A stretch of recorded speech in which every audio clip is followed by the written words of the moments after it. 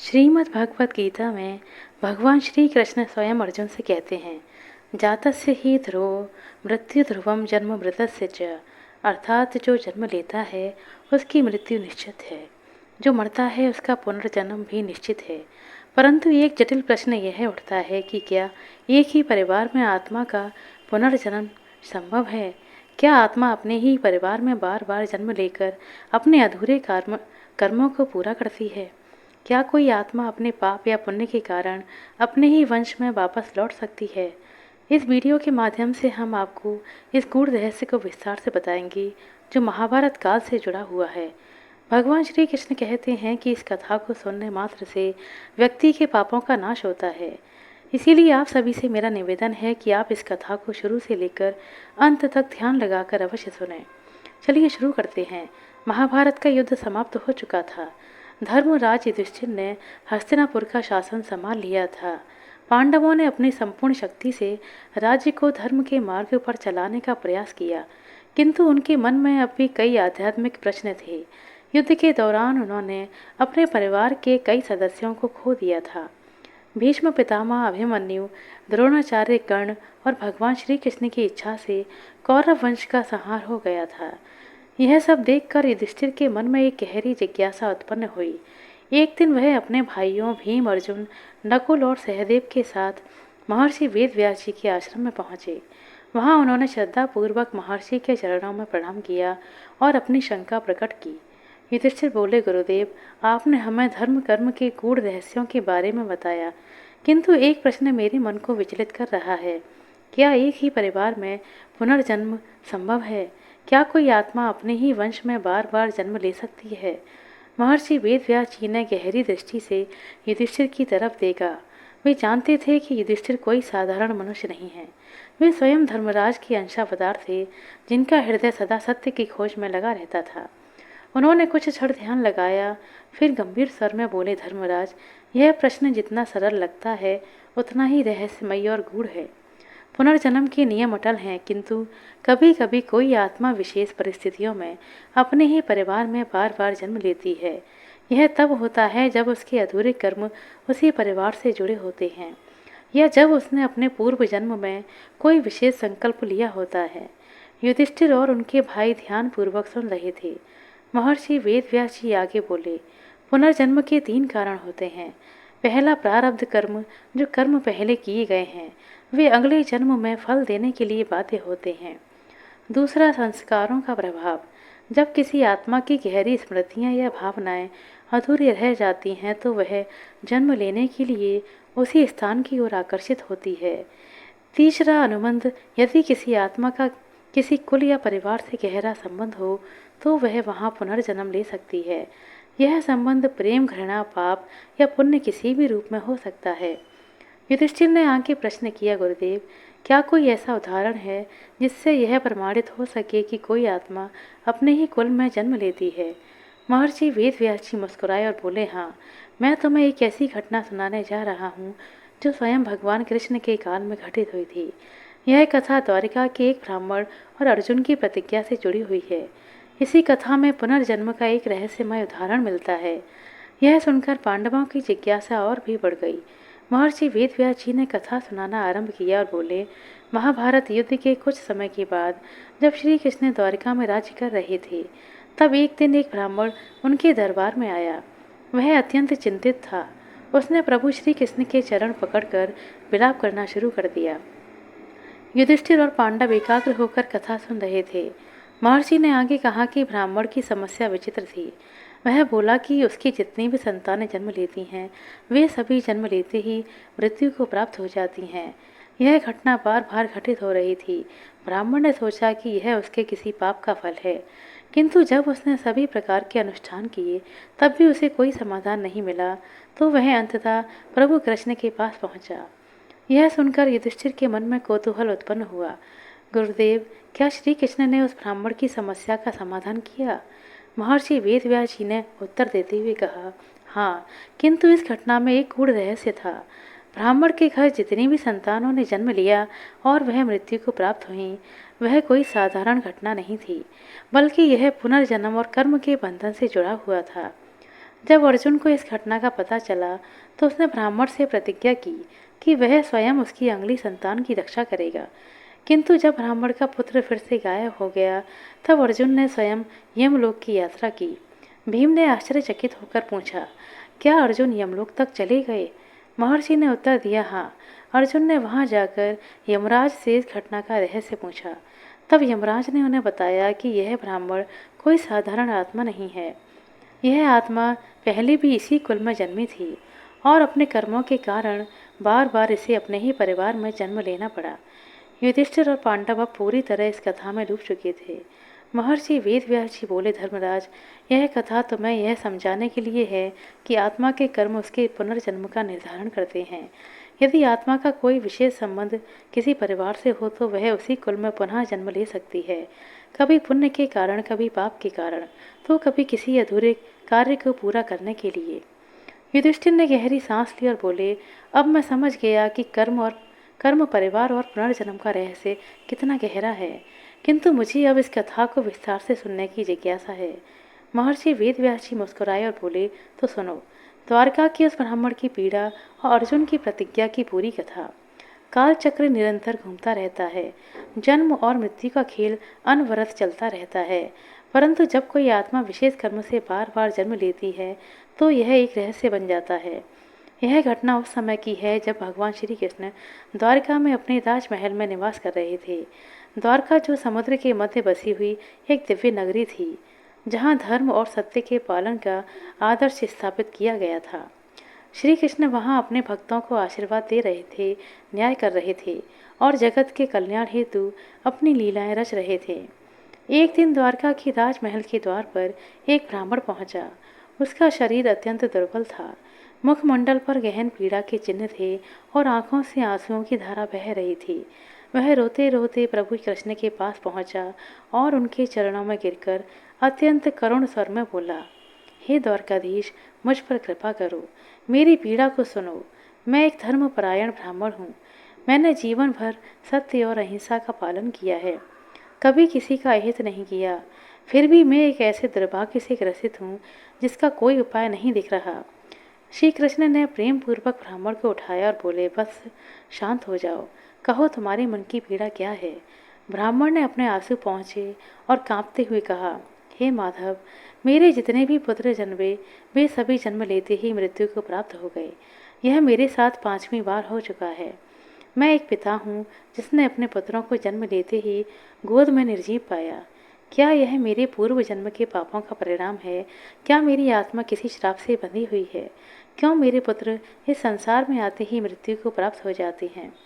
ब्राह्मण की यह पीड़ा सुनकर समस्त द्वारका में हलचल मच गई। वहां उपस्थित सभी नागरिक ब्राह्मण के दुख को देखकर चिंतित हो उठे। लोग आपस में चर्चा करने लगे, क्या यह ब्राह्मण किसी श्रापित कुल का है? क्या यह भगवान की कोई विशेष लीला है? क्या इसे किसी ऋषि या देवता ने श्राप दिया है? वहां उपस्थित सभी लोग सोच रहे थे कि जब स्वयं भगवान श्री कृष्ण इस धरती पर विराजमान हैं, तो किसी भक्त को इतना कष्ट क्यों मिल रहा है? क्या इस ब्राह्मण के भाग्य में ऐसा ही दुख लिखा हुआ है? ब्राह्मण अत्यंत दुखी और व्याकुल था। उसका हृदय पीड़ा से इतना भर गया कि वह क्रोध में आकर बोला, हे यादव श्रेष्ठ, आप नारायण के अवतार हैं, आप त्रिकालदर्शी हैं, आप जगत के पालन करता हैं। फिर भी आपने मेरे दुख को देखा और आप चुपचाप बने रहे। हे माधव, यदि आप मेरे पुत्रों को वापस नहीं ला सकते तो मैं समस्त द्वारिका को श्राप दूंगा कि यहाँ किसी भी कुल में कोई पुत्र जन्म नहीं लेगा। ब्राह्मण के इस क्रोधपूर्ण वचन को सुनकर वहां उपस्थित सभी लोग भयभीत हो उठे। उसी समय पांडवों में श्रेष्ठ गांडीवधारी अर्जुन वहां उपस्थित हुए। उन्होंने ब्राह्मण की पीड़ा को सुना और स्वयं आगे बढ़कर प्रतिज्ञा की, हे ब्राह्मण, तुम चिंता मत करो। मैं अपने गांडीव की सौगंध खाकर कहता हूँ कि यदि इस बार तुम्हारा पुत्र जन्म लेकर भी जीवित नहीं रहेगा तो मैं स्वयं अग्नि में प्रविष्ट होकर प्राण त्याग दूंगा। श्री कृष्ण ने अर्जुन को देखा और मंद मुस्कुराए। वे जानते थे कि इस घटना के पीछे एक गहरा रहस्य छिपा हुआ है। जब अर्जुन ने यह प्रतिज्ञा ली थी तो श्री कृष्ण ने एक रहस्यमयी मुस्कान दी। उनके नेत्रों में एक दिव्य चमक थी, मानो वह जानते थे कि आगे क्या होने वाला है। अर्जुन ने ब्राह्मण से कहा, हे ब्राह्मण, इस बार जब तुम्हारी संतान जन्म ले तो तुम मुझे बुला लेना। मैं स्वयं अपनी दिव्य शक्तियों से उसकी रक्षा करूंगा, कोई भी उसे मार नहीं पाएगा। ब्राह्मण को अब अर्जुन पर विश्वास हो चुका था।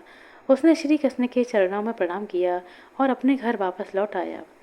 परंतु क्या इस बार भी वही होगा जो पिछले 5 बार हुआ था? क्या अर्जुन अपने वचन को निभा पाएंगे या फिर इस घटना के पीछे कोई दिव्य लीला चल रही थी? क्या अर्जुन अपनी प्रतिज्ञा को पूरा कर पाएंगे? अब सभी की दृष्टि उस दिन पर टिकी थी जब ब्राह्मण की संतान का जन्म होगा। द्वारका के नागरिक भी उत्सुक थे, क्योंकि यह पीड़ा केवल एक पिता की नहीं थी, बल्कि पुनर्जन्म और कर्म के रहस्यों से जुड़ी एक महत्वपूर्ण घटना थी। किंतु जब ब्राह्मण का पुत्र पुनः जन्म लेकर गायब हो गया तो अर्जुन ने अपनी प्रतिज्ञा निभाने के लिए उसे ढूंढने का निश्चय किया। अर्जुन ने अपनी दिव्य दृष्टि और धनुष गांडीव की शक्ति से ब्राह्मण के नवजात पुत्र की रक्षा के लिए हर संभव उपाय किए। उन्होंने अपने धनुष की रक्षा चक्र से ब्राह्मण के घर को सुरक्षित किया। किंतु जब संतान का जन्म हुआ तो वह रहस्यमय रूप से पुनः गायब हो गई। ब्राह्मण विलाप करने लगा और क्रोध में अर्जुन को ताने मारने लगा। हे अर्जुन, तुमने तो कहा था कि तुम मेरे पुत्र की रक्षा करोगे, परंतु वह फिर भी लुप्त हो गया। क्या तुम्हारी प्रतिज्ञा व्यर्थ थी? अर्जुन को अपनी शक्ति पर अत्यंत विश्वास था। उन्होंने संकल्प लिया कि जब तक वह इस रहस्य को सुलझा नहीं लेते तब तक चैन से नहीं बैठेंगे। फिर अर्जुन ने सबसे पहले इंद्रलोक की यात्रा की। उन्होंने स्वर्गलोक जाकर देवराज इंद्र से पूछा, हे देवराज, क्या मेरे ब्राह्मण मित्र का पुत्र यहाँ पर है? इंद्र ने उत्तर दिया, नहीं है। हे अर्जुन, यह रहस्य तुम्हारी कल्पना से भी परे है, क्योंकि यह कोई साधारण घटना नहीं है, बल्कि पुनर्जन्म का गूढ़ रहस्य है। तुम्हें इसे समझने के लिए और गहराई में जाना होगा। इंद्र के संकेत को समझते हुए अर्जुन ने अगला कदम उठाया और वे वरुण लोक गए, फिर कुबेर लोक और अंत में यमलोक की ओर प्रस्थान किया। अर्जुन ने अपने दिव्य रथ से यमलोक का द्वार पार किया। वहां उन्होंने यमराज को देखा, जो धर्म और कर्म के संरक्षक थे। यमराज की उपस्थिति अत्यंत प्रभावशाली थी। उनका स्वर गंभीर और गूढ़ था। यमराज ने अर्जुन को देखकर कहा, हे गांडीवधारी अर्जुन, तुम यहाँ क्यों आए हो? अभी तक तुम इस मृत्यु के योग्य भी नहीं, फिर तुम यमलोक कैसे पहुँच गए? अर्जुन ने हाथ जोड़कर कहा, हे यमराज, मैं द्वारका के एक ब्राह्मण की संतान को खोजने आया हूँ।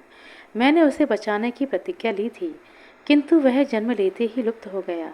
मैं जानना चाहता हूँ कि उसका क्या हुआ। यमराज गंभीर हो गए और एक क्षण के लिए मौन रहे, फिर बोले, पार्थ, यह कोई साधारण संतान नहीं है। इसका रहस्य तुम्हारे और श्री कृष्ण के काल से भी बहुत पुराना है। यह आत्मा एक श्राप के कारण अपने ही परिवार में बार बार जन्म ले रही है। यह सुनकर अर्जुन चौंक गए। उन्होंने पूछा, हे धर्मराज, कृपया स्पष्ट कीजिए, यह आत्मा कौन थी और इसे श्राप क्यों मिला? यमराज ने अपनी दिव्य दृष्टि से उस आत्मा के पूर्व जन्मों का लेखा जोखा देखा और बोले, यह आत्मा पहले एक महान योद्धा थी, जो द्वापर युग से पहले त्रेता युग में भी जन्मी थी। यह राजा नल के पुत्र के रूप में जन्मा था, परंतु अपने अहंकार और अन्याय के कारण इसे एक ब्राह्मण के श्राप से बार बार मृत्यु दंड मिला। अर्जुन आश्चर्यचकित हो गए। तो क्या यह आत्मा अपने ही कर्मों के कारण हर जन्म में इसी परिवार में जन्म लेती है? यमराज ने उत्तर दिया, हाँ, क्योंकि इस आत्मा ने एक समय में एक निर्दोष ब्राह्मण के पुत्र को मारा था। उसी ब्राह्मण ने इसे श्राप दिया था कि यह भी हर जन्म में अपने ही कुल में जन्म लेगा और जन्म लेते ही मृत्यु को प्राप्त करेगा। जब तक कोई महान योद्धा और दिव्य पुरुष इसे इस चक्र से मुक्ति नहीं दिलाएगा, तब तक इसका यह चक्र लगातार चलता रहेगा। अर्जुन को अब इस रहस्य का आभास हो गया था। अर्जुन बोले, यदि यह आत्मा एक श्राप के कारण इस चक्र में फंसी है तो इसे मुक्ति कैसे मिलेगी? यमराज ने उत्तर दिया, केवल भगवान कृष्ण ही इसे इस चक्र से मुक्त कर सकते हैं, क्योंकि वे स्वयं नारायण हैं। वे ही इस आत्मा के प्रारब्ध को बता सकते हैं। यदि वे चाहें तो इसे मोक्ष मिल सकता है।